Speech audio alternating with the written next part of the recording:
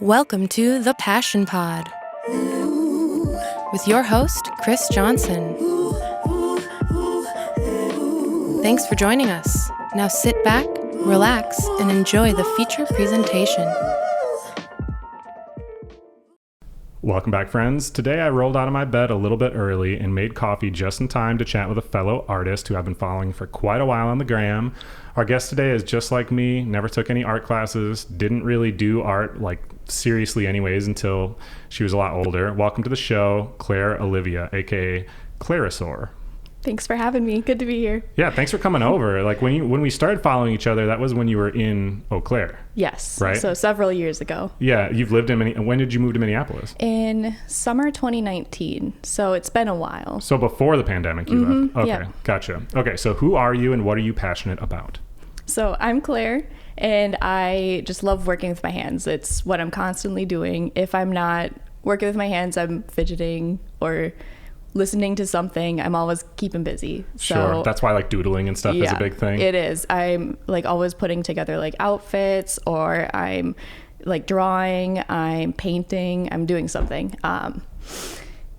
And I always like to be creating too. I can't stay still for too long. I'm one of those people where people always ask me oh, did you catch Game of Thrones? Did you do whatever? I'm like, dude, you know how hard it is for me to just sit and not do something? Yeah. It's really difficult. So no, I didn't. I have nothing against Game of Thrones. I'm sure it's great. But just saying stuff like that, I'm one of those people that can't do it. I can't sit still for more than 30 minutes. Even 30 minutes can be rough sometimes. Yeah. I even have to multitask. So I'll be drawing and then watching something at the same time. It's yeah, I tend to do that too. I like to paint in front of while I'm kind of watching something, so it has to be very casual, you know what I mean? But usually even just watching, typically I kind of have switched to just a music. You know what I mean? While I'm painting and stuff. I don't like the distractions so much. Anyways, how can people best follow you, see what you create, what you do, and get in contact if they wanted to reach out?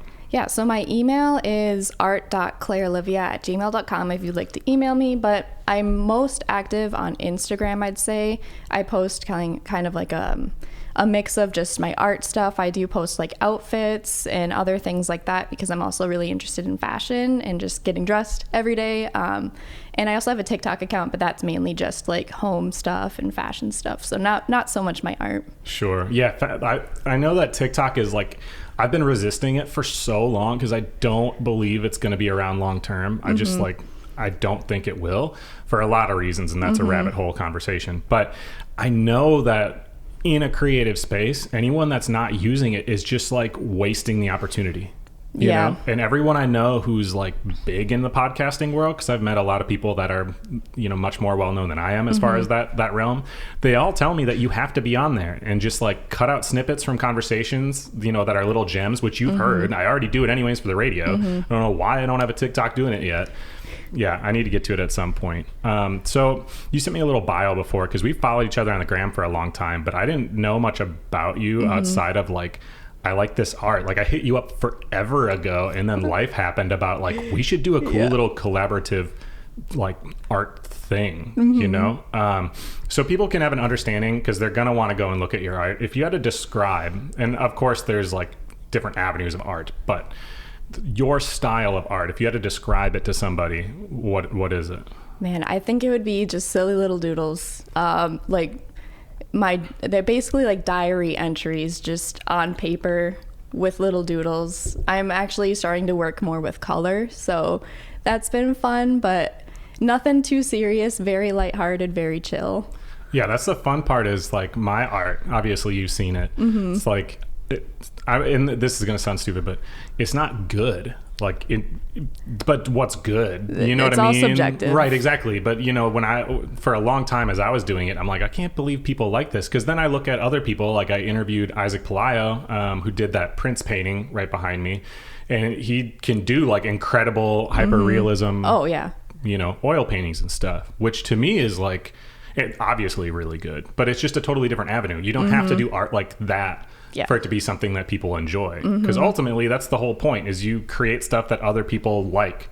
For right? Sure. Yep. And create some kind of, emotion within them. And there's artists that aren't on that kind of technical skill, or aren't even going in that direction, aren't even trying to do that, that realistically to copy it might not be that hard to copy somebody's work, but that's not the point. The point is they thought of it, and it's that idea that somebody saw that they were like, this is sick. And I sent you Leon Carson before. Yes. So he's from Amsterdam. He's in the skateboarding world. So that's why I like know about him. He's done graphics for people and collaborations with brands and stuff. And his art is very like childish, kind of simple, type thing. But and his account got taken down and he has a new one, whatever. But he's like well known in the skateboarding world, and it's not because his stuff is technically like crazy. That's kind of like a whole long spiel. So you started drawing like little, right? Like you were one of the kids that when you were young, you were drawing. Were you just like color book filling in, or did you like doodle stuff yourself? Yeah, one book that I had is I got this hand-me-down book of how to draw like cartoon dragons and stuff. Sick. So it showed you step by step just these simple line drawings of these dragons and like castles and stuff. And I used to draw those all the time. I used to make the thumbprints too with the little legs and feet on them, the thumb buddies. Oh yeah. And just everything. And I drew those all the time. I also was a wolf girl growing up, so I drew wolves all the time. That's my older daughter's favorite animal. Yep, amazing animal. I'm once a wolf girl, always a wolf girl. So that's awesome. What's the first piece, if you had to like think back, what's the first thing you can recall that you did that you like thought it was cool? You put it on your mom's fridge or whatever. Yeah. What's the first thing you think of? I had hamsters growing up, so I loved hamsters. I drew them all the time. I drew like an anime version of me holding my hamster in my hand saying I love Fluffy, and that was his name. Oh, cool. And it was terrible, but I was in elementary school, so I was like, this is going on my wall forever. Sure. And yeah, I don't think I still have it. I wish I did. Yeah, me too. I mean, I like always liked like Dragon Ball Z and stuff from when I was little. It was like the biggest thing. I'm a little bit older than you, and when my age group, when we would get home from school, when we were like, 6th grade, 7th grade, that show was on at 4:00. Every kid got home at 3:30-ish. So everyone, at least all the boys my age, watched it. Like everyone. So we were all trying to draw like the little Super Saiyan hair and whatever. So I remember I had some of those that I was like, these are tight. And I found one of them that I did with color pencil. And I don't know what, I'm horrible about this, but I found it and I'm like, cool, I'm going to hang on to this. I'm going to put it somewhere safe that then gets lost. Yep. Like, I don't know why I should have framed it. Yeah, I don't know. I was blowing it. What kind of cartoons and stuff were you into at that age? Because that must have like dictated kind of what your art was, right? Yeah, definitely. The earliest was Powerpuff Girls, for sure. Powerpuff Girls. And then after that, Hamtaro, which was a little Japanese anime, which is why I loved hamsters. Yep. And then the characters are hamsters. They are hamsters. Yeah, I was going to ask you if that's where that came from, because I remember it. Well, I didn't remember the name of it, but I remember that was a whole cartoon. Were you pretty into anime and stuff then growing up? Oh yeah, my brother and sister are like 6 and 8 years older than me, so their interests kind of like blended into mine a little bit because we all watched the same stuff. Like I did watch a little bit of Dragon Ball Z as well. I was scared of it a little bit, but it was too gnarly. Was Frieza scary to you? The dragons. Oh, sure. Yeah. Because the sky goes all black, and then Shenron. I'm a big nerd. Sorry, that's funny. So how long were you super into art? Was this like a year or two? Was this from like as early as you can recall till you were 12? Like what was kind of situation? Yeah, I would say it's definitely just from as like early as I can remember until about middle school. So middle school, I was full on drawing the wolves and everything. Yeah. And then I kind of gained art consciousness in a way where I thought if my art was good or bad, and that's kind of where I kind of tapered off a little bit. Yeah, that's the thing that sucks. That's why like a lot of kids' art is really, really cool. It's because they don't have that inhibition of, I wonder if people think this is stupid. They just like freely create. And that I think is like the biggest barrier. And I'm sure you would agree with any kind of artistic anything. It's people just willing to do it, and the funny thing is like just explaining it to somebody that, hey, you don't even have to show it to anyone. Like, what are you being embarrassed about? You can literally throw it away and no one will, you could burn it so no one will ever see it. and they still are like awkwardly embarrassed. Like they don't want to look at something that they made and think it was bad, you know, which is too bad. Like I think we need to encourage a lot of those art things. In general, art has become less and less of like a main subject at schools, all those programs and stuff. But yeah, again, that could be a whole rabbit hole. I was just going to say, I could go on and on about that too. Yeah. How far did you take art then? Were you doing anything besides drawing at that point? Did you kind of get into different mediums? Were you doing like full color stuff, paint, sculptures? Like what were you doing? Was mainly colored pencil. Like early on, you know, every kid uses crayon, but mainly colored pencil. I did really love, like when I was younger, like in elementary school, I loved using like crayon eyeliners that my mom had, just because they were so smooth and like the color was so like pigmented. Sure. I didn't use those a ton because, you know, I never really had a bunch of access to the sharpener. Sure. But I loved drawing with those, and I think that was the first time I actually discovered a new medium per se, and I loved it, you know. How does it, I guess I've never tried to draw with one of them. They're super creamy. At least the ones that my mom had, they like glide kind of in a way. Kind of like if you think about a lipstick.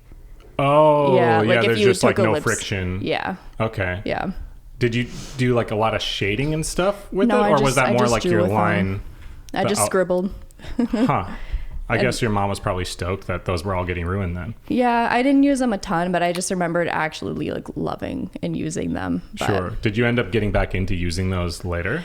Oil pastels kind of is kind of similar. The more professional way of using them, and they're way more pigmented than like crayons, and you can actually smudge with those too. So I love oil pastels. They're good. That's the funny part is like what's considered professional. What does it matter? You know what I mean? You like can use anything. I did my first like art show that wasn't one I threw. You know, I was in one at Racy's actually. Oh.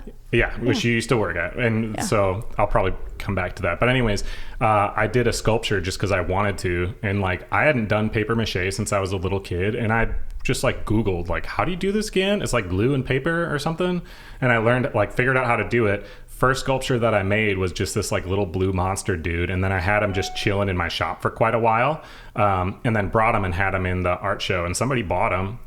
And like, that's amazing. I mean, I think it was really cool. So I'm not trying to discount it, but like it's little kid stuff I was using. Yeah, I wasn't using like super professional tools. And that's one thing that like I think people think is a barrier that doesn't have to be a barrier. Like you don't need to have super expensive things. You don't even need canvases. You can make art out of whatever. You know, you see a lot of like graffiti artists and stuff take the like stickers and envelopes and whatever from the post office that are free. You know what I mean? Well, because the post office thinks you're going to use them to mail, but whatever, they take those and then those are what they draw on. And it's super sick. Like I have a bunch of stuff that's from that. One of the guests on the show, Tommy Rada, he goes by Enamel Hands Art on, I don't know if you know him, but he's from the area too. He's now a tattoo apprentice. He's a little bit older, but he was like big into graffiti for a long period of time. And he made a box that we gave away that was... I know this is just audio for some people, so yay big. But it was like a big monster in graffiti style, said like passion on it. Totally free. Oh yeah. You didn't pay anything for that. You know what I mean?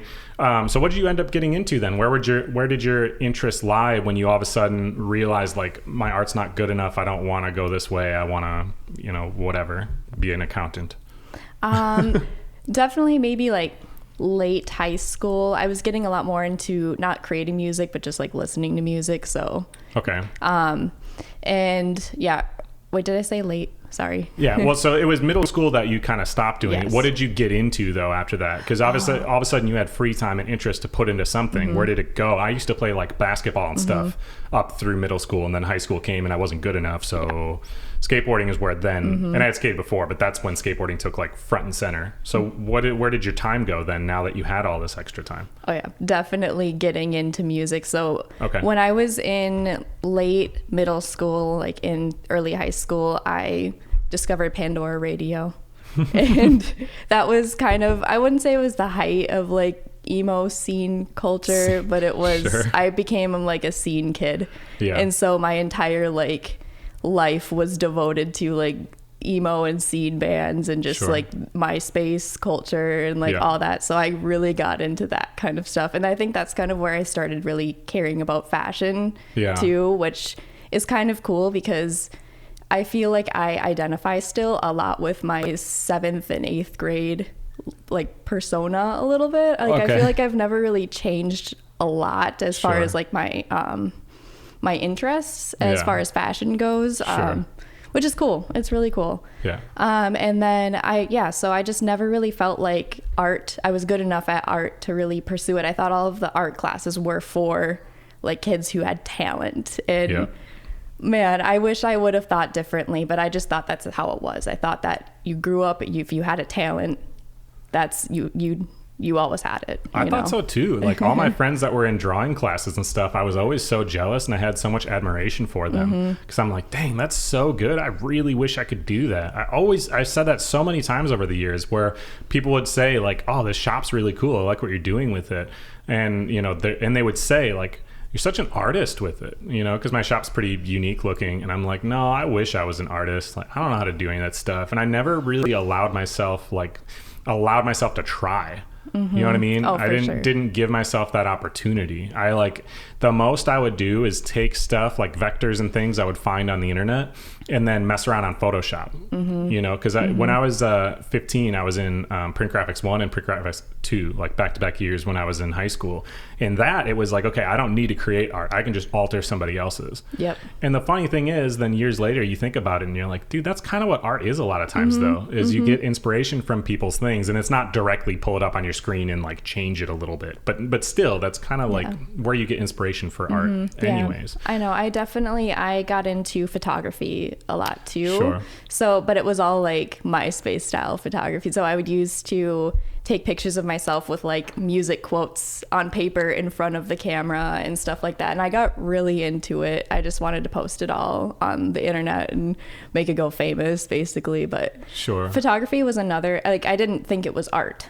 It was kind of art in a way. Right? I mean, it is art in a way. Yeah, you're right. Yeah, just a different medium. Yeah. But I didn't see it like that. And that was actually one that my parents did kind of support in a way. I think they knew that you could make money more so being a photographer. So yeah. Well, I mean, at the same time, like their world is different than our world. The invention of the internet becoming a mainstream part of life changed what was possible pretty significantly for everybody. We just talked off mic. You're younger than me enough so that wasn't MySpace phasing out? It was, yeah. So I started MySpace in 6th grade, and I probably only used it for maybe like a year or so until I moved to Facebook, and then eventually like Tumblr and stuff too. Oh, okay. So I did have an Instagram in 7th or 8th grade. Like I had the first version of Instagram. So I did post a lot of my like photography on Instagram too, when they still had the popular page and stuff like that too. Like, I think 2011 is when I started posting on there, I think. So how did social media affect your life? Because for me, Facebook didn't come out until I was like a senior, meaning no one was on it really until I hit college. And I was with my ex-wife from when I was 14 till I was 29. So I was already in a long-term relationship. So I wasn't in the dating scene. I didn't really go out and stuff. So like social media wasn't a big deal to me. Yeah. It didn't matter so much. And now it's obviously like a huge part of life, you know, in the social hierarchy with kids and stuff. How did social media affect your life during that time frame? Were all your friends on it? Did it matter how many friends you had or what kind of role did it play, I guess? So I guess on MySpace, all I really cared about was having like my immediate friends, same with Facebook. But once Instagram came around, I was absolutely obsessed with it. I like posted pictures all the time on it. I wanted to get on the popular page, which is what was what was kind of like the explore page back then, I guess. Right. And I actually like had to take a break from it. And I physically remember feeling like good once I like stopped using Instagram. I don't remember how many years, maybe a year or two into it. Sure. And I stopped using Instagram until, like late high school maybe, or middle to late high school. And it felt really good. It felt really good. And now I'm back into the whole spiel with social media. But social media now can be a big tool as far as like getting revenue in general, like as far as a job goes. You know, it opens up a lot of doors for that. But it is a really difficult thing for you on a personal level because you're looking for like validation, but you can never have enough validation because no matter how many followers you have or how many whatever, you pale in comparison to the people you look up to, or the other people that are on your tier. And then there's another tier, another tier, another tier. You know, at least in high school and stuff, the hierarchy only goes so high up. Yeah. You know, so like it's relatively reasonable to be like, I don't need to be the most popular kid, but like I want to be generally well liked or something. That's just, I guess it's something I'm really nervous for with my kids as they're getting older. My older one turns 9 next week Sunday, and I'm like, that's not that far off for them. Like, I don't want them to have cell phones for a long time, but like all their friends are going to be getting that stuff. I've seen a lot of young kids by 10, 11 already on social media. And that's like I don't know. It's like a scary thing to think about how they're going to be trying to get validated on the internet. Oh yeah. Especially with just how much all of the social media like apps and stuff, they have progressed since even when I was using it in the early 2010s. Yeah. It's become more of like, it's become programmed even more to be addicting. Well, yeah, the whole point of it, yeah. right, is to keep people on the app as much as possible. So that's what they're doing, is trying to make it a larger and larger portion of your life. And people that are adults like us can kind of separate the two and know like, okay, this is social media world, which doesn't actually mean much, you know, outside of like advertising tools or like to get art out there, but it doesn't affect me personally as much. Younger kids, it's all entwined, Yeah. you know, which is a really scary thing. Yeah. So why did you get back in? Well, did you go to all the house shows and stuff around? Just Yeah. curious at the time, because there was like kind of a big house scene, right? Even when you were in high school. Yeah, I never went to any like parties or shows or anything in high school, but as soon as I got out, like in 2015, once I went to college and met actual like my group of friends, that's when I started to go. So I was pretty frequent at those. Yeah. Sure. And you're from Eau Claire, right? Yep. I grew up in Eau Claire. Okay. Gotcha. Because I thought so. So then you went to college as well at UWEC. What'd you go to school for? I went to school for Japanese, and then I didn't really know, because Japanese was a passion of mine in like middle school, high school. Did you take it at high school then? Yes, I did take it in high school. Did you go to Memorial or North? I went to North High. Yeah, I had it. They used to offer it all 4 years of high school when I was in it anyways. Yep, and I same. Did they still? Yeah, I don't know cool. about anymore. I know so I was so passionate about it. I wanted to keep it going, and I knew that the class sizes were dwindling, so I kind of knew that it was going downhill a little bit even when I was there, just because I went to like middle schools to help teach like Japanese club and stuff after school. And they wanted to recruit people so bad, because if they didn't have the attendance for it, they weren't going to. Do you do playlists and stuff, right? Like I saw them on your Instagram when I was looking yesterday. Yeah, I do like making them. I haven't made like an actual one in a couple years, but I still do listen to all the ones that I have made, and I love just creating vibes, you know? Yeah. How involved are you in music? Like, what role does music play in your life nowadays? It's just mainly just like in something that keeps me going. Like, I don't create music. I thought it would be cool, but I just haven't gotten into it yet in my life. But it's just something that keeps me going, something that brings me joy, and I absolutely love just having everything at my fingertips and being able to listen to it. And yeah, I mean, we live in a day and age where that's like incredibly convenient. And when you're a creator, you spend a lot of time alone, so it makes sense that like music would be something you want to be involved in. And nowadays, it's so easy because so many people make playlists that you can just say, "Oh, I like what this person makes. They probably did all the work for me now, and I don't have to do anything." Which is dope. So you were doing photography and stuff. Then what made you get back into the art? What's kind of the story of how you got back into it? Like, what was the inspiration for it? Yeah, so definitely working at Racy's and graduating high school, honestly, and being in college. So just being around all of these like-minded people and seeing everyone else create made me realize like, oh, this can be something that doesn't have to be profitable. It can be fun. You know, I don't have to do this for a career if I don't want to, because at that point I was just having fun with it, and I still am. But I was learning how to draw all over again, basically. And what was cool about it was just at Racy's, on those benches out front and at the counter, I was just like, I just had a sketchbook and a pencil, and we were comparing each other's notebooks and everything, and just giving encouragement, and just having that really solid group of friends that was always there for me, and I was always there for them. That was pivotal. Sure. Yeah. Well, when you're like, the thing is like these people, you admire them and you almost feel like they're out of reach, you know, until you're enveloped and you're right there. And then you talk to them more and more and you're like, you're just a regular person like me. And then they encourage you and you're like, okay, wait a second, this is a lot more doable. Yeah. And I always tell people, if you have something you want to do or something you aspire to be, surround yourself with people that are doing that. Yep. That's how you're going to be able to like get yourself going that way. So what's the first thing you remember drawing when you started drawing again? I definitely loved Pinterest, and I used that, and I still do, for inspiration and lots of times color schemes. Sure. But I loved Pinterest, and I saw all of these. That's kind of like where I first got into finding new artists, was there rather than Instagram. So I definitely loved kind of just like the cartoony drawings of people. So I only really delved into drawing. Like I also got into calligraphy a lot, and I like working with words. I think that was kind of like, you know, the wedding font, the cursive wedding font. That's all like, okay. I learned how to do that. And so I just wrote song lyrics like in my sketchbook in that cursive font, because I thought it was so cool that I could recreate it with just a pencil and not an actual pen. Sure.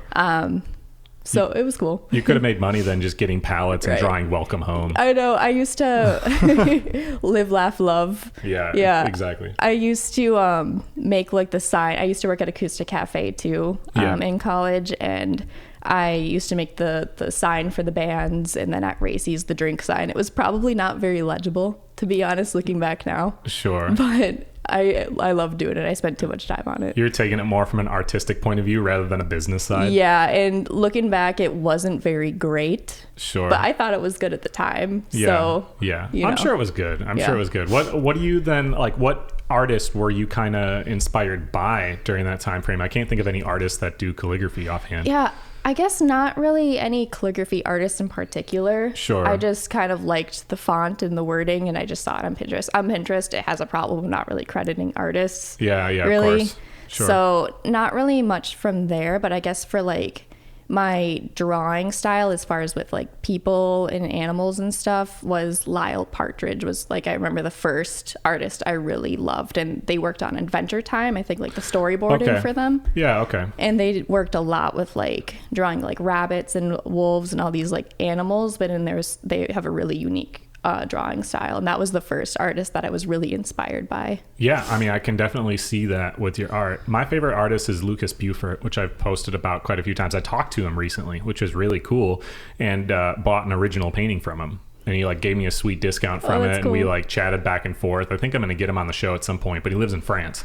So it's like, we got to be in LA at the same time, you know, because he goes there for art shows and stuff. But I got an original painting from him, which I can show you. It's like whatever over. I kind of have like a whole art gallery thing going on in my house, but I got one over there. But his is very like, I don't know, like, I don't want to say childish, but it's just like fun and not super serious. He kind of draws these like characters that you can tell are his, but it's just like kind of light in its own way. I don't know how to describe it, but that's the cool part, is again how like art doesn't have to be anything specific, and a lot of people really like his art, you know what I mean? In the same way that, you know, I mentioned Leon Carson before, a lot of people like that, versus there's a lot of people that if you showed that art to, they'd be like, what is that? You know, because it's all subjective in that kind of way. What was the first thing that you like were stoked on that you did?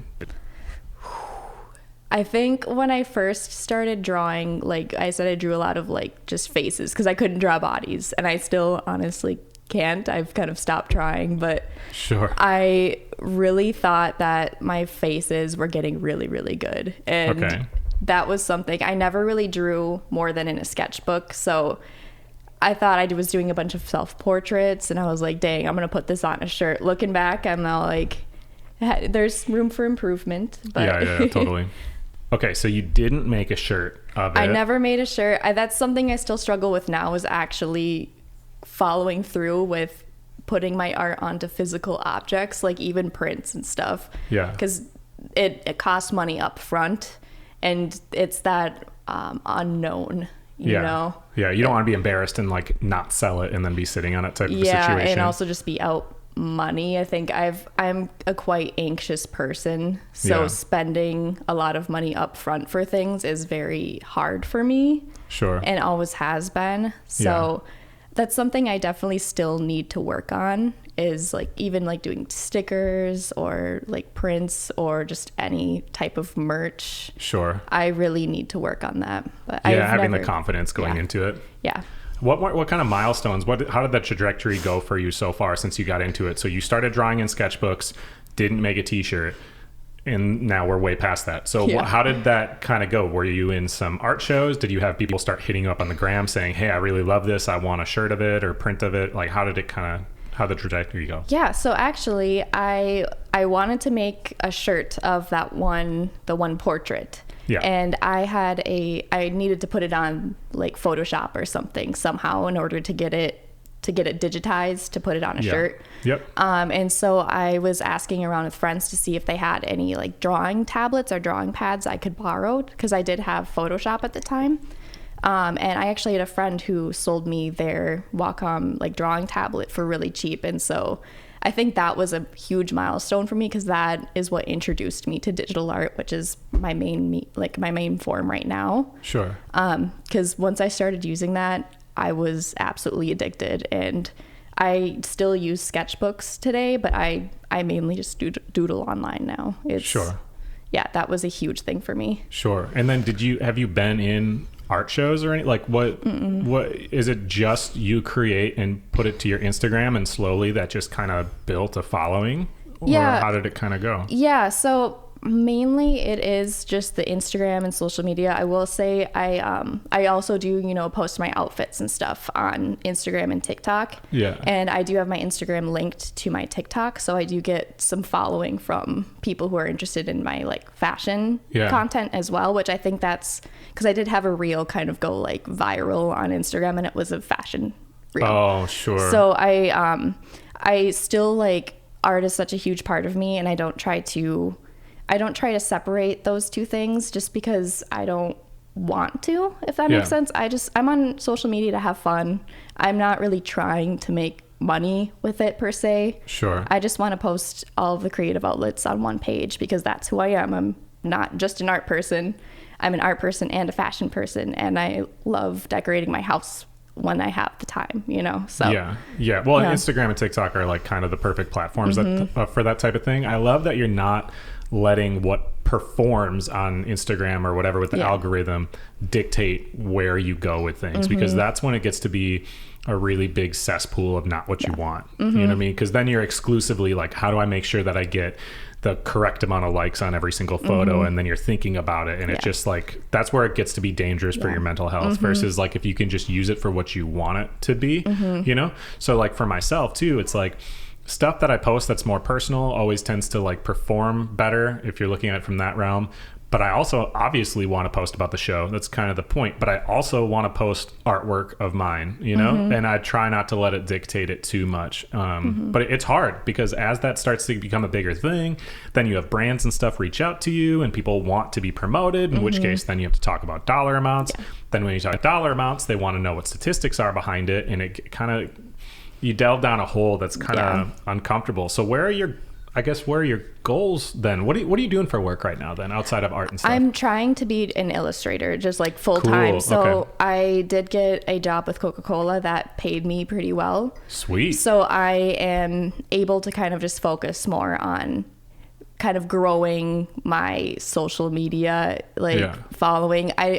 I hate putting my worth to followers sometimes. I know just exactly because, what you mean, it's capitalism. You Right. can't escape it. Right. So definitely I'm trying to kind of grow my art more so. I have been getting more money opportunities with the fashion. I think it's just, Sure. because your face is attached to it and everything, and Yeah. it's a different one. Well, and you have a unique look for sure. A niche. Yeah. You've been doing the same haircut thing for a while, right? Yeah, I've had this haircut for about 3 years. What inspired that?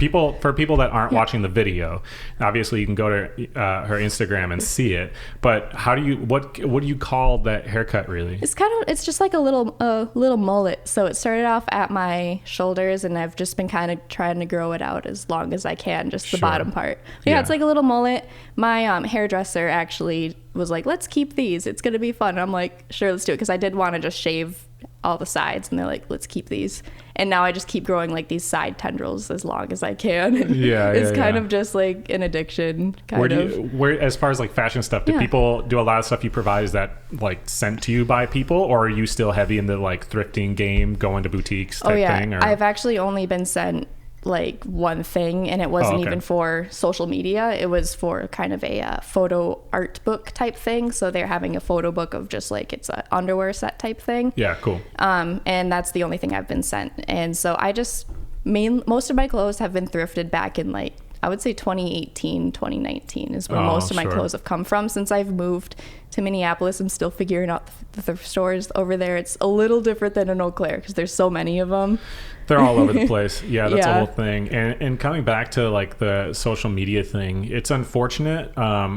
So here's the thing is like your value as a person has nothing to do with what your social media following is. That's not the same thing, you know, and some people unfortunately kind of attach it the same, and it isn't. However, your social media following and everything involved in that does dictate what your value is as an advertiser.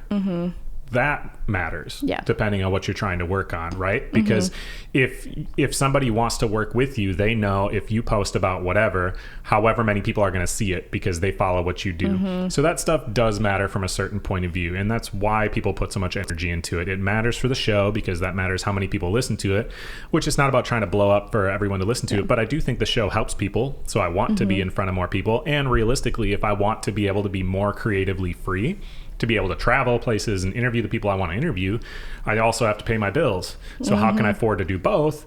I have to get advertisers and stuff. So kind of a perfect time to mention some of the advertisers of the show. Collab EC, I don't know if you're familiar with them. They're a collaborative working space, which they have these everywhere in the world. I saw them over in Thailand. They have them too.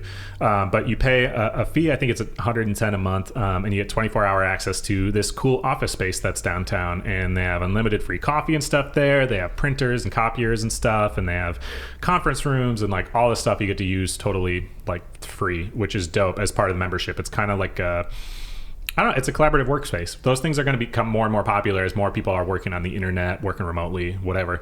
So they're the newest sponsor of the show. I'm going to be interviewing Hetty Hut, the dudes over there, pretty soon. And they're just like some friends of mine that opened this cool glass shop that's not like your typical glass shop where it's just like pipes and stuff. It's actually like lots of jewelry, and they sell lots of local art. They have a whole table of like local creator stuff sold. So they started by making a 99% isopropyl alcohol for cleaning. So we have some of that on the table. Steve's Hemp's in the other frame there. He was the first sponsor of the show, actually. Steve Hampton, he hit me up just because he liked the show and was like, dude, I want to be involved. And this was when he was only online. And I was like, okay, cool. And so we've been working together for a long time. So at steveshemp.com, if you use the promo code PASSION, you get 20% off. And then my friends at Hop and Barrel are the last sponsor that we're currently working with. They were a guest on the show back in season 5. They're known mostly for like their IPAs and sour beers, but they're out of Hudson, Wisconsin. Kind of expanded to be a lot of places nowadays. What was the Coca-Cola deal? You said some money came from that allowed you to do other things. What did you do for them? And is that like an ongoing thing? Was it a one-time quick plug? What was it? Yeah, it was mostly a one-time thing. So what it was is I was able to create 2 illustrations for their newest Real Magic campaign. It's kind of like a rebranding that they're doing. Cool. And what it is, it's like this hug logo. So kind of what the Coca-Cola logo looks like on the can, just minus the can. Okay. So it's kind of just like a warped Coca-Cola logo. And then it says Real Magic underneath it. And they really wanted to capture like the little things in life that make it worth living, if that makes sense. So they reached out to me, their creative agency reached out to me and wanted me to create 2 illustrations based off of that. And my art is very like, just like line work, doodly line work, mainly black and white. And so I created just like some illustrations in my style that they're going to be using for like ad campaigns, to put on like posters. I've actually saw it like in a physical sense rather than just on ads and like digital ads for the first time like last month, which was really cool. Really? Yeah, I haven't seen it like in person, but I saw just someone standing in front of like the poster on Instagram, like it tagged. Is it gonna be just in this region? Is it national, international? It's like how worldwide. big of a thing is it? It's worldwide. So when I saw it like on Instagram tagged, that was in Paris. So it was really cool. I really hope to be able to see it like in person one day. It's It's going on for like about 5 years, and then if they want to keep using it, they'll right, like they have to come to a new agreement with Yeah. you.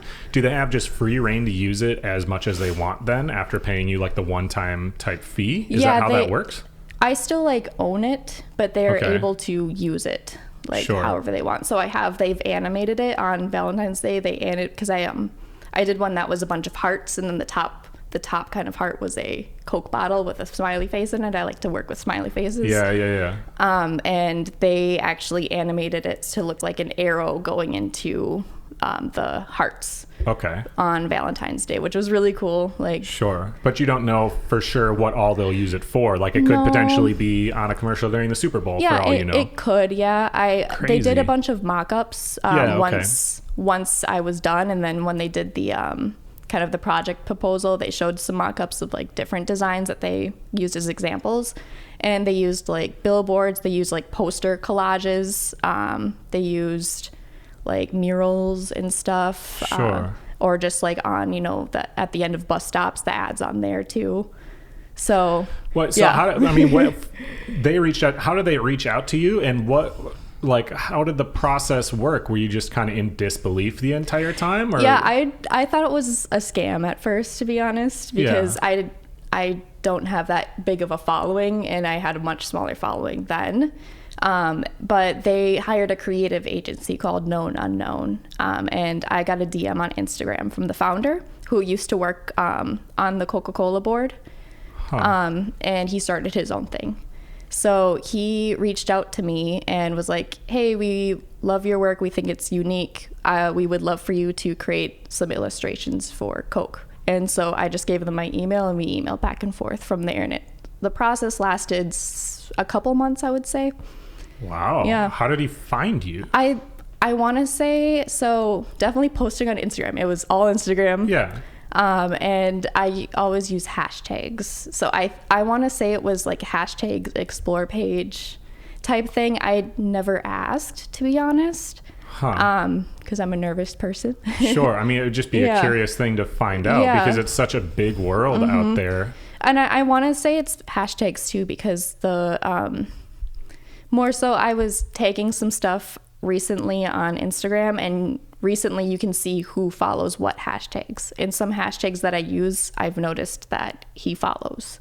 Oh, so you have to show me that trick. I mean, I know to use hashtags, but I didn't really know. I think it's kind of a newish thing. I never noticed it before. Yeah. But when I'm hashtagging things now, it just like shows up. It says this person follows this hashtag that you're about to use. Yeah. So I can show you it for sure. Yeah, we'll talk more social media stuff off mic, because there's a bunch of weird stuff that's always changing with that I'm like kind of confused by. Anyways, that's incredible. So was it then that you kind of realized, okay, I have a future in art? Yeah, honestly. Like professionally? Yeah, I feel like this is many and most artists. I'm my own worst critic. Of course. So I never really thought of it as something that I could make money off of. And although it's a goal just purely because of capitalism, I want to make sure that it's still fun for me and not like totally grinding and hustling, I really realized that I could start making money for it. And that's my goal now, is I want to be an illustrator. We're getting there. Yeah, and do that full time. Well, I'm still blown away. Working for Coca-Cola, it's like you never know when something like that's finally going to happen. And everyone always says you're so lucky. And it's like, well, there's a lot of people that saw it. Eventually the right person's going to see something. And if it didn't work with Coca-Cola, somebody else would have seen you that liked what you were doing. And it's only a matter of time. So if you just keep going on that grind. Anyways, what do you think right now with your art? Because everyone's always trying to learn new stuff. Like I was playing around with watercolors the other day, which is not like what I normally paint. What do you think are your strengths, and what are the things you're trying to work on with your art? My strengths, definitely my words. So all of my art, most of it at least, has words. So I'm really good at coming up with things to say. I have a notes app of just like random words. Sometimes I'll be sleeping, which that's usually when it happens. When you think of something good, I'll be like sleeping, I'll wake up and I'll be like, I have to write this down. And it's illegible barely. But working with words, my challenges more so are kind of putting those words into art and like fusing it with my illustrations around it. So is that where you start with an art piece? Is you have like a saying that you thought of and you're like, I need to think of something to go with this? Or how do you go about when you make something? Yeah, it's a mix. I would say it definitely, most of the time it starts with my words, just because it's a really easy way to start for me. Okay. But sometimes I will just be doodling and I'll just even make a line and I'll be like, oh, this is kind of an interesting line. I'm going to make something off of that. And then I'll kind of fit the words into the crevices where it fits, or because I'm really trying to think more abstractly. Yeah. And it's really hard. Yeah. Well, I mean, I've been seeing you've been posting about being in creative blocks, and I get in that too. I'm like, I have a skateboard that I've been halfway done with, and I might even just scrap it. I don't know. But I've been halfway done with it for like 2 months. Like, I just can't figure out what to do with it, which normally doesn't happen to me. Normally when I have an idea, it's like, okay, cool. And I just kind of start to finish. And I paint slow, so it takes me a long time, but still I can kind of just like keep going.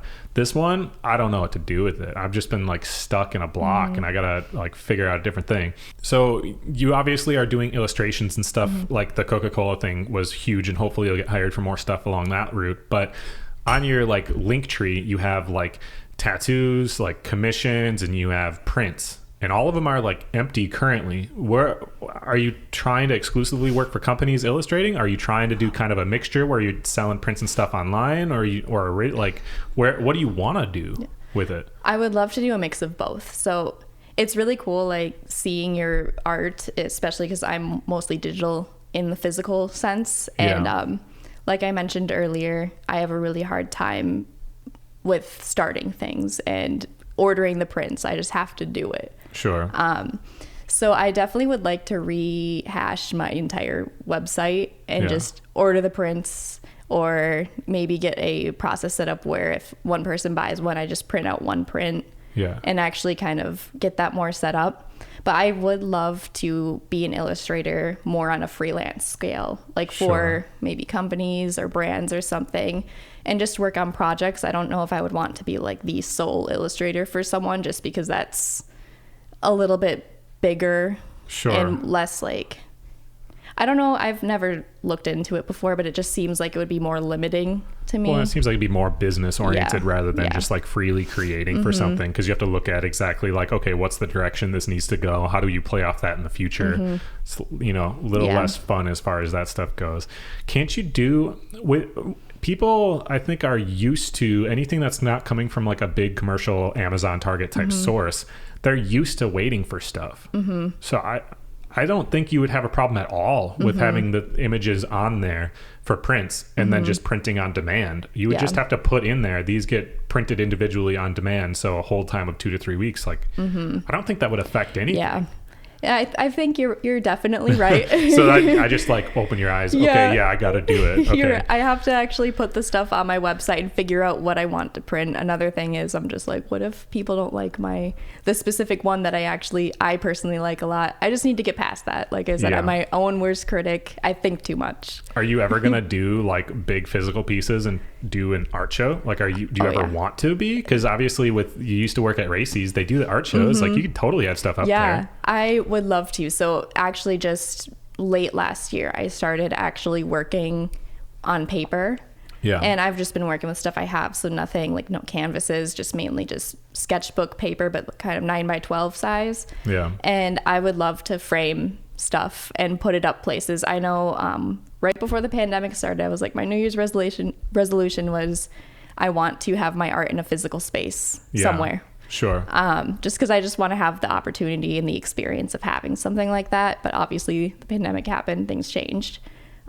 So yeah, I would love to create physical work rather than just like have my prints out there. Yeah. So I've been working with like the cheapest paints possible, just so I'm not putting too much pressure on myself, and just a bunch of oil pastels and just drawing, painting, having fun. Would you ever do like little artist markets and stuff and just like pop up like that? Yeah, for sure. Because there's a lot of those like all over the place. I mean, we're going to be doing one in June at my shop, like a big one. Yeah, you should definitely do that. It is a kind of a surreal thing when you walk into a place that's not your own, that you're not directly affiliated with, and they just have your stuff up. Yeah. You know, when I had my stuff up at Racy's, it was pretty wild. They had like 8 maybe. I don't remember how many paintings, but they, more than a handful, because I was one of the featured artists for a minute there. And yeah, walking in and everyone's just like sitting, drinking coffee, kind of like glancing at like these paintings on the wall that are mine. It's like, dang, people think this is cool enough to hang up. Like, this is pretty dope.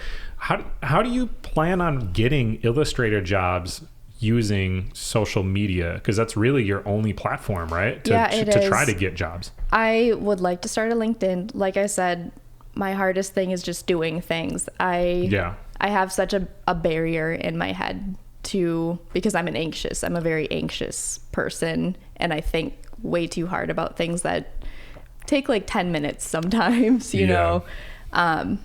So I really would I've gotten one job from Instagram. I would hopefully get more. I know for sure, like with the creative agency that I worked with, I have gotten separate jobs with them. Okay.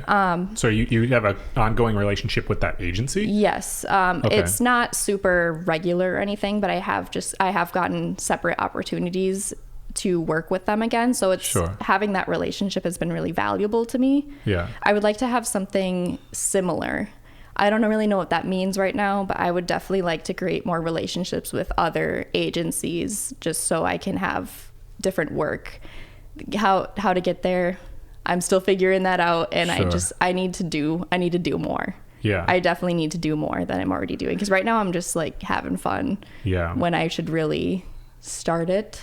Yeah, I mean, it just depends on when you need it to be that way. Yeah. Like I have 2 kids, so I have to make a living. So I can't really do stuff just for fun as often. I have to be a little bit more like laser focused on, yes, I want this to be creating, but how does this then generate revenue so that way I can still pay my bills? I just have a lot more, to pay for. So like I kind of got to get that stuff figured out. But networking is like, and I don't want to spend a lot of time talking about it, but who that's always been something I've heard from when I was a kid, and I can't like tell people enough how important that is, because there are other people that do what you do just as good. I'm not trying to like talk down and say to you, but it's the same thing as for me. Same thing applies to you. Same thing applies to half the movie directors. There are other people that are just as good.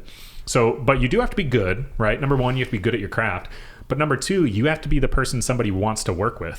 They personally like you, in which case they're going to vouch for you and tell you to somebody else. Because like I said, there's a big pool of people that are also good at what you do. So networking is a huge part of it.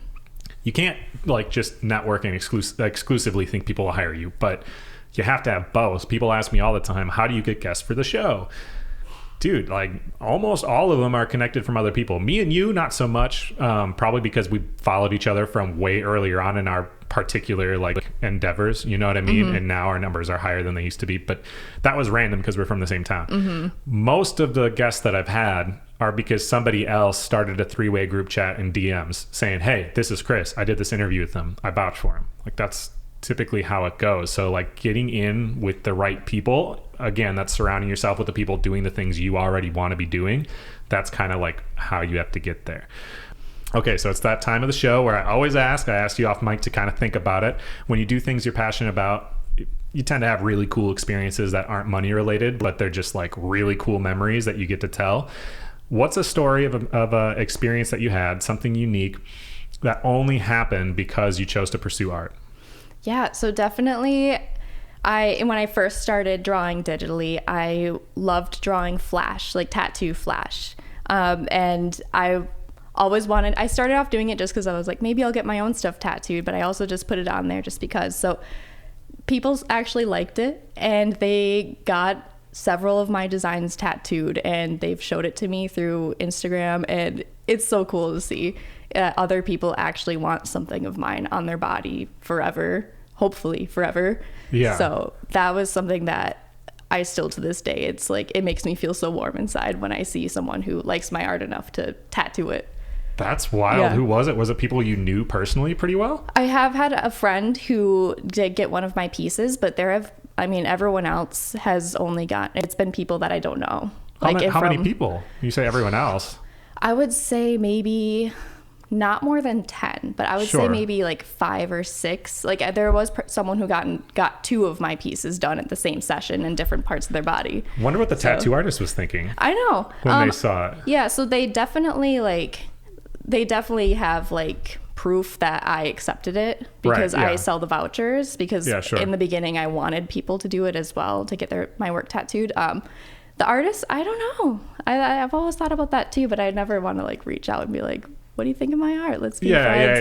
Yeah, of course. It's just interesting. Yeah. There's a few people out there that have passion tattoos. I have one now, but it took a while before I got one. I wasn't the first one to get one, but it is like crazy to me to think of. I can think of 3 people at least that have passion tattoos just because of like my shop and stuff. Now, I don't think anyone's gotten one because of the show yet, but because of my store, they have, because my place is kind of like a, like a community, like space, sure. Have you been in my store before? I actually haven't. Yeah, you gotta check it out. I It's do. so sick. I've definitely seen the pictures of the inside, and it's so pretty. It's a unique space. Yeah. Like for Eau Claire, and I'm talking it way up, but it's just a unique space. I've been in there long enough, and I have enough of like a business and creative brain that I made it pretty dope. Like anyone who's ever in the area, and you never need to, I try to keep it a sales-free zone. That's like a big thing with me is I don't sell you anything.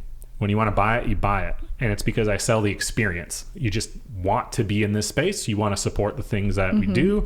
So I don't need to sell a product. So I'm not pushy. So anyone that wants to just roll through and get a sticker, yeah, Passion Board Shop in Eau Claire. If you search skate shop and you're anywhere in the area, mine will pop up. So, but yeah, you definitely need to come check it out. Yeah, for sure. The other question I always ask is, I think we learn the most from mistakes that we make, which some people say nothing's a mistake. Well, yeah, I know. I agree. Everything's a stepping stone. You learn from them. That's the point.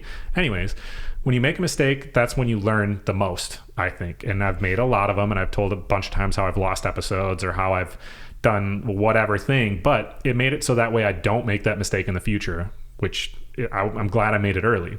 What's a story of a mistake that you made that taught you something valuable somebody listening might be able to benefit from? Yeah, I have a couple actually. So when I very first started drawing digitally, it was on Photoshop because I had my drawing tablet. And I really loved the look of pixels and just kind of a really rough, loose, like doodle pixel design. But in order to get that pixel look, you have to draw it really small. So my canvases were like 3 inches by 3 inches that I was drawing on. Sure. And once people wanted prints of that it was really hard to get that expanded and look good. Okay. It was really hard. So I learned that I should draw on a large canvas. I also learned how to do nearest neighbor, which is instead of when you blow things up, it's fuzzy. Yeah. It actually just makes it like more pixels, which worked for my style at the time. Right. It goes to the nearest pixel rather than just fuzzes it out. Oh, okay. Yeah, I was Yeah. going to ask how that worked. Yeah. Okay. So that definitely was something, like learning new technology is another thing that I made a big mistake on. I didn't know how to work Photoshop that well. Yeah. And I also didn't know how to work Illustrator. I still am learning. Sure. But in the professional or making money world, Illustrator is a huge thing. So you can scale your images like infinitely. Yeah. So how Yeah. Illustrator works for anyone that's not aware is it's a vector. And what that means is it's not pixels. So you can create something that's the size of your hand on a screen on your computer, but you could put it on a billboard and it will still be crisp. But you have to create it differently. Yeah. And that's kind of what Illustrator format's for. That's how people use it for printing things. And that's, like I said, how you would use it for billboards. I have a lot of friends in the design space, in the graphic design space, because skateboarders are like that. Art and music and skateboarding, it's all like very individual things. So a lot of my friends have gone that route, and thankfully they're all super cool. And if I have something, as long as it's not going to be incredibly time consuming, I can ask them to make it vectorized, and they just do it for me. Which, shout out Blake, Zach, all the other homies. You guys have saved me a lot of money, so I appreciate that. And I think when you're talking about like the tools, this is what happens is you get so good at one particular thing that you don't want to look like a novice again, because you feel like you pushed through that. So when you want to go to a different like tool, it's like embarrassing all over again, because people would think like, well, you're so good at this, you should be good at this. But the thing is, is if you're at, and we'll say on a scale of 1 to 100 of how good you could be, say you're at a 60, right? And you've never used this tool before. Even if you're trash at that tool, if you start incorporating it, you're going to go up to 61.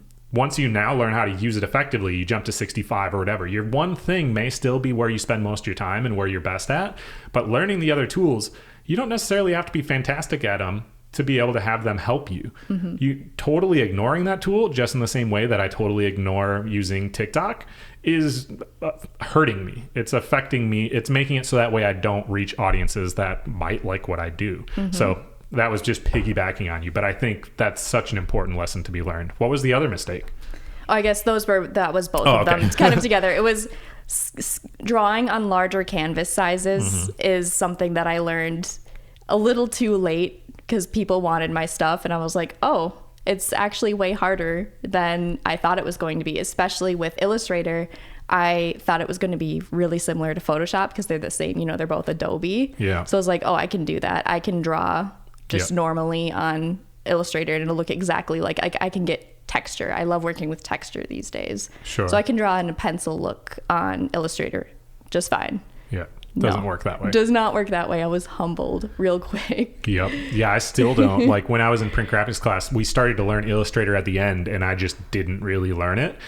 And I regret it. Like I said, I have to ask other people to do it. And I do want to learn it at some point. I just am like I told you yesterday, I was yesterday watching videos on YouTube of how keywords work with YouTube. So that way, now that the show is on there, I can do, it's just, there's such a huge world of tools that I don't know how to use the vast majority of them. And I need to figure them out. So I'm right there with you. So what can people expect now? They're going to hop on.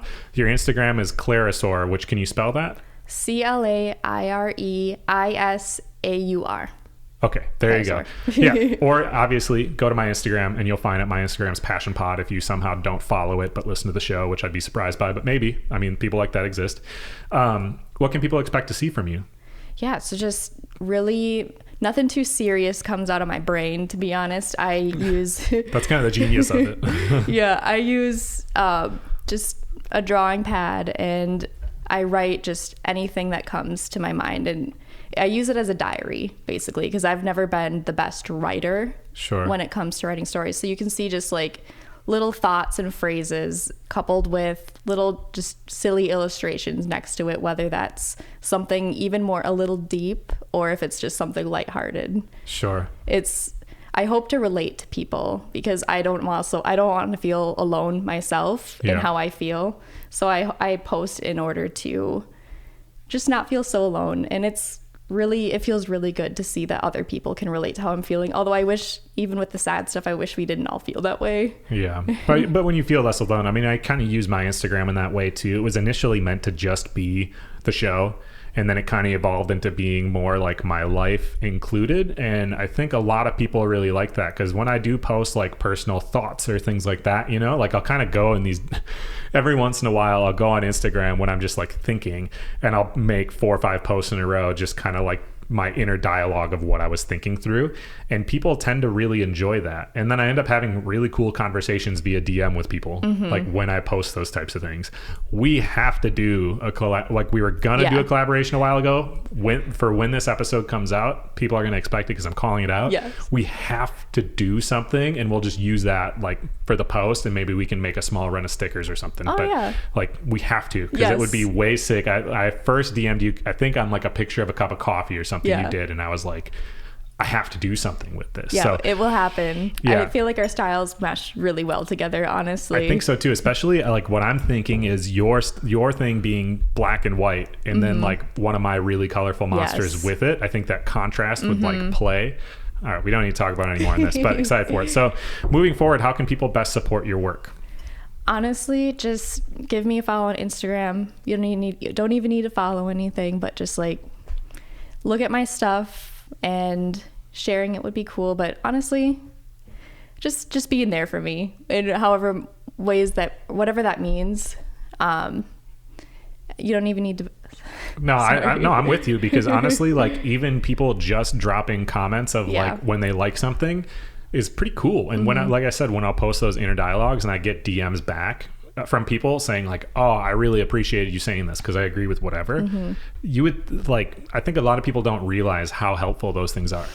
You know what I mean? Because it's just that encouragement of like what you're doing has some kind of purpose. Yeah. So you should keep doing it, because a lot of what we do doesn't make money, right? Yeah. So why do we keep doing it? Because it makes us feel fulfilled. How do Yeah. we feel fulfilled? It sucks to say outside validation, but it certainly helps. Yeah. You know, not necessarily meaning that you need to get 1,000 blah, blah, blah likes on something, but the fact that, you know, people care. You know, not necessarily the masses think you're cool, but there are people that care about what you do. So sharing stuff obviously is like the easiest free way you can help me, rather than me paying for like a, you know, to boost a post. If you just share it, does the same thing for the algorithm, then I don't pay for it. So if you can't afford to chip in money towards the show, but you love what I do, that's a very easy way to do it. If you want to chip in money, patreon.com/passionpod is like my monthly subscription thing. There's bonus episodes and stuff. All the episodes go on there early. We do tons of giveaways and all that type of thing. My store, if you like stuff, I have a lot of stuff there that just says passion, because passion's like my brand and it's not exclusively skateboarding. So that's another way you can do it too. And you can just hit up other people and say, hey, you should sponsor the show. If your friend owns something, or if you want to connect me with somebody, that would be great too. Thank you for joining us for this episode of The Passion Pod. We hope you enjoyed it as much as we did. We'll see you soon.